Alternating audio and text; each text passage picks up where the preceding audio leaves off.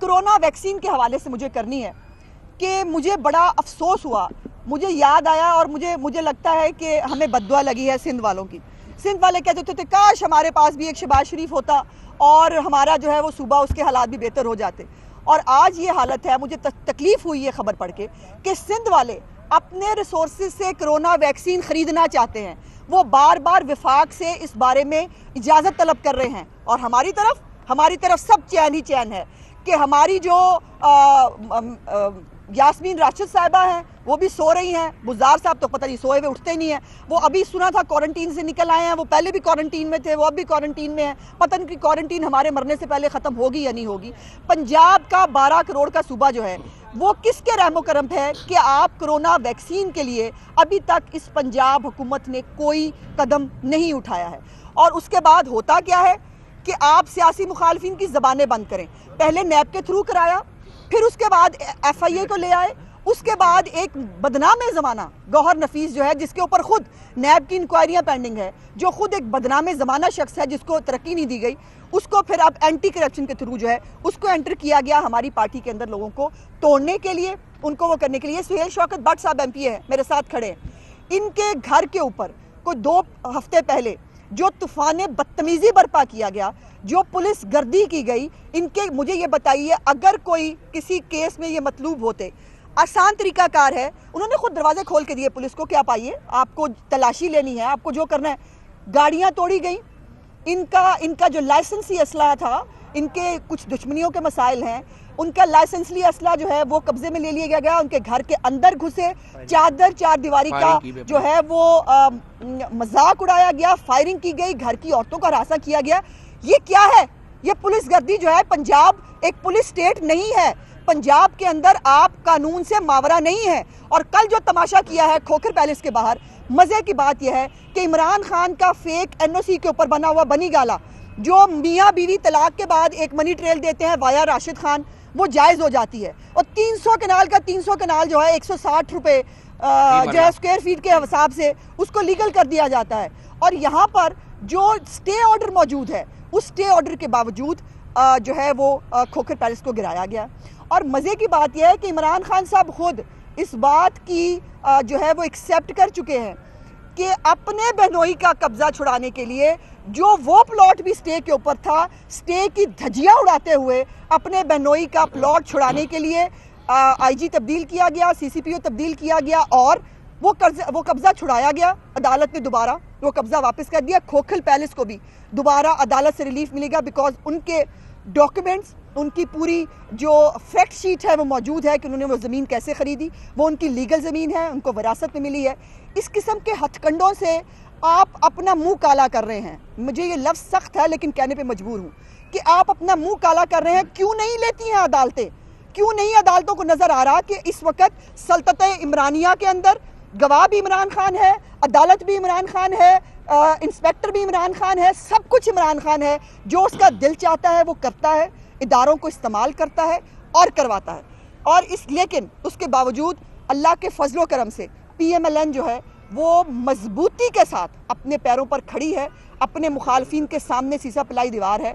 और तमाम तर हरकतों के बावजूद ये PMLN को कोई नुकसान नहीं पहुंचा सके। और आज मज़े की खबर जो मुझे देखकर अल्लाह ताला की ज़ात पे पहले भी हमेशा इंसान जो है वो रश्क करता है कि ये चले थे कभी नून से शीन निकालने, कभी मीम निकालने, पता नहीं कड़ी कड़ी वो लीग निकालने। और आज हालत ये हो गई है कि इनके पिंडी के जो MPs हैं वो आज सामने आए, मीडिया के सामने मैंने टिकट्स देखे हैं उनके, और उन्होंने कहा कि हम हुकूमती जो कारकर्दगी है उसके ऊपर हम प्रोटेस्ट हर जगह कर चुके हैं और अब हम असम्बली की प्रोसीडिंग्स का हिस्सा नहीं बनेंगे।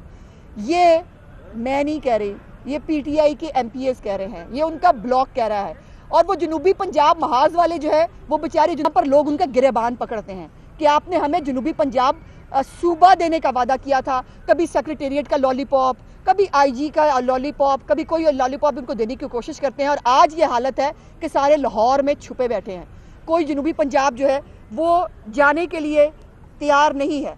सो मैं सिर्फ इतनी गुजारिश करना चाहती हूँ कि इमरान खान साहब जो आते हैं, बादशाह सलामत हर हफ्ते आते हैं, बुज़दार साहब से बाहमी दिलचस्पी के अमूर पर तबादला ख्याल करते हैं और एक नलायक आज़म जो है दूसरे नलायक आज़म को क्लीन चिट देकर घर चला जाता है।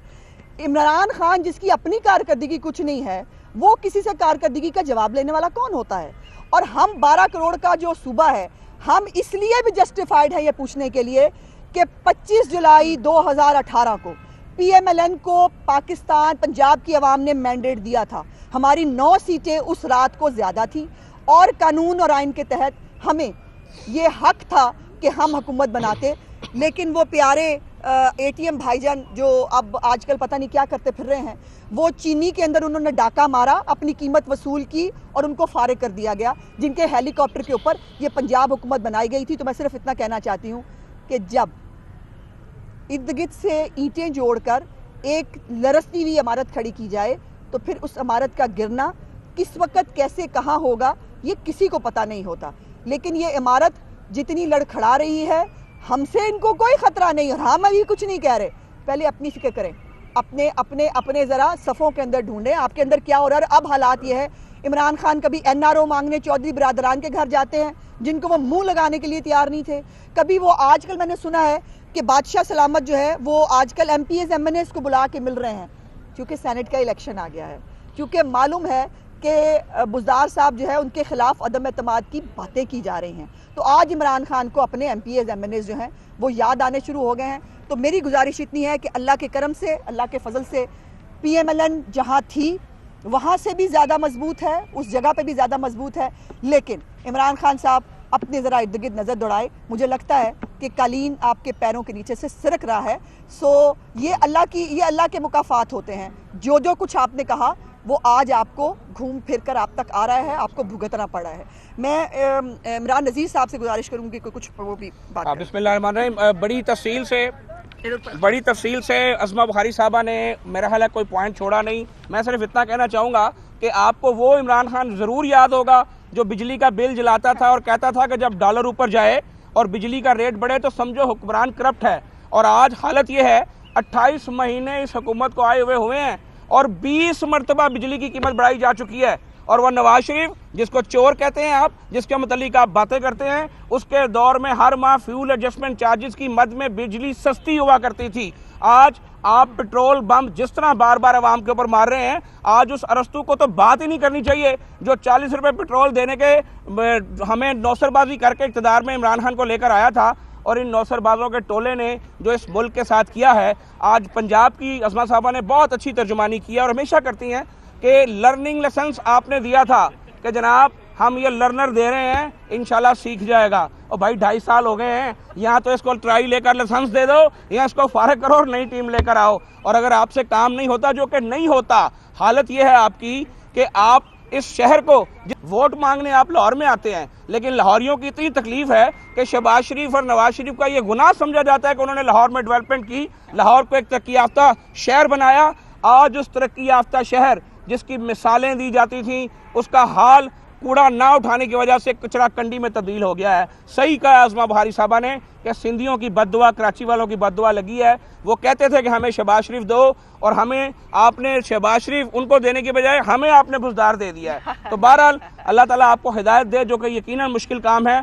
मैं मशवरा देना चाहूँगा इन हुकूमती तर्जुमानों को, रोज़ाना की बुनियाद पर वो मसूफ़ा जिनकी लोगों की तरक्की होती है, ये वाहिद मसूफ़ा है जो अपने ही थाने में SHO लगी हुई थी, अब सब इंस्पेक्टर बन के बड़ी खुश हो रही हैं। कहाँ आप वफाकी तर्जुमान थी, कहाँ आप सूबे में आ गई हैं, और अपनी इतनी बड़ी तनज़ली पर आप अभी भी खुश हैं।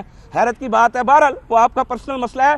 रोज़ाना डेली एक स्टेटमेंट DGPR से इशू होती है। TV पे मैं देखता हूँ बुज़दार साहब की एक ही तस्वीर दिखाई जाती है जिसमें वो लब हिला रहे होते हैं और स्टेटमेंट होती है कि APDM के ऊपर फलानी बात, ऑपोजिशन के ऊपर फलानी बात। खुदा के लिए अपनी कारकर्दगी की बात करें। अगर आपकी कारकर्दगी होती, अगर आपने काम किया होता, आपने अवाम को रिलीफ दिया होता, तो आज मैंने एक न्यूज़ चैनल पर जिस औरत को देखा, खुदा मेरी आंखों में यकीन करें आंसू आ गए। वो औरत कह रही थी कि मैं क्या करूं, मेरे बच्चों की रोटी पूरी नहीं हो रही, 13,000 का बिल है और इसकी किस्तें नहीं हो रही, या मैं जिस्म बेचूं या मैं अपने बच्चों के लिए खुदकुशी करूं, मैं क्या करूं। जब कौम को रियासत मदीना की बात करना छोड़ दो, उस दौर में तो कुत्ता भी अगर मरता भूखा तो रियासत मदीना का वाली जिम्मेदार होता। आप कैसे रियासत मदीना के हुक्मरान हैं कि जिनके दौर में लोग फाकों पे आ गए हैं, खुदकुशियों पे आ गए हैं, आपके कानों पे जूं नहीं रेंगती। आप हर बात के जवाब में सिर्फ एक बात कहते हैं, मैं NRO नहीं दूंगा।